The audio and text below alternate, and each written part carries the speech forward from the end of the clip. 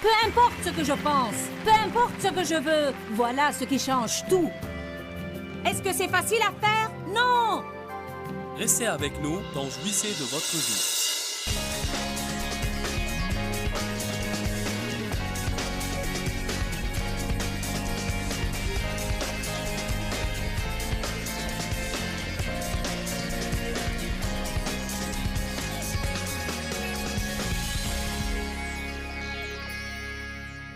Nous devons savoir quand ce que nous voulons ou pensons ou ressentons vient de nous ou de Dieu ou tout carrément du diable. Amen. Votre âme égale votre esprit, votre volonté et vos émotions. Il est impossible de marcher selon l'esprit. Maintenant, c'est parti. Nous allons sauter du tremplin et voir qui veut plonger. Mais nous sommes en plongée basse maintenant, alors n'ayez pas peur. Il est impossible de marcher selon l'esprit si vous n'êtes pas prêt à souffrir dans la chair. Alors le cœur de l'affaire est là, et c'est là où l'on peut trier ceux qui veulent avancer, de ceux qui veulent rester à la frontière de la terre promise et murmurer toute leur vie. Mais moi, je veux traverser, et je veux prendre plus que d'eux avec moi. Amen.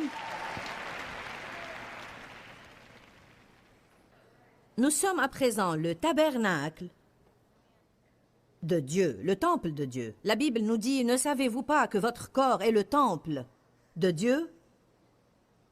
Nous sommes un être tripartite. Esprit, âme et corps. Le tabernacle de l'Ancien Testament avait aussi 3 compartiments. Le parvis extérieur, le lieu saint et le lieu très saint. Il y a une corrélation entre le tabernacle et notre corps. Notre chair représente le parvis extérieur, l'âme représente le lieu saint et l'esprit représente le lieu très saint. Dans le tabernacle, comme dans notre corps, Dieu a habité le lieu très saint. Il habite dans nos esprits.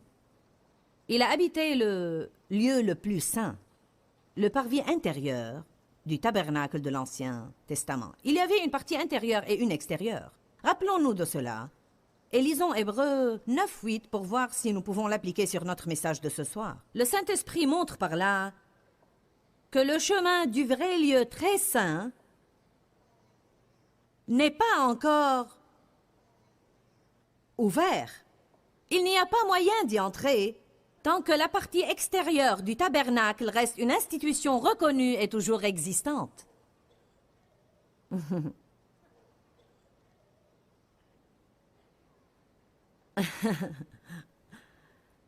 Alors, tant que je suis encore en train de reconnaître les droits de la partie extérieure, je ne peux pas vivre dans l'esprit.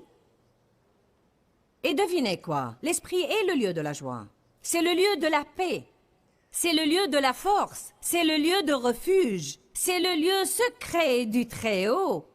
C'est le lieu dont parlait Paul lorsqu'il a dit « Afin de le connaître et la puissance de sa résurrection qui me ressuscite d'entre les morts, même lorsque je suis dans mon corps. »